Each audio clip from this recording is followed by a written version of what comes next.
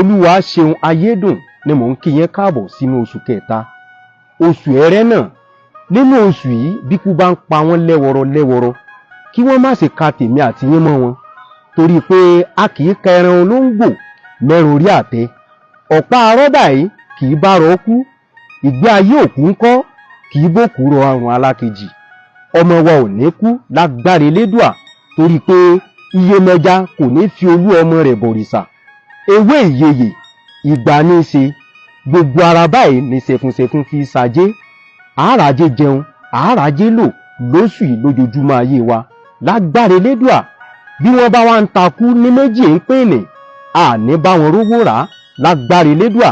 Bíkú bá ń bọ̀ lẹ́yìn kò ní bá wa, bíkú bá ń lọ wájú àní bá kú lágbára Elédùà. Aburú ayé ò ní ṣẹlẹ̀ sémi àti yín, àní bá wọn rìn náà ń sí, a sì ní bá wọn rìn níjó bí ń pọ̀nà.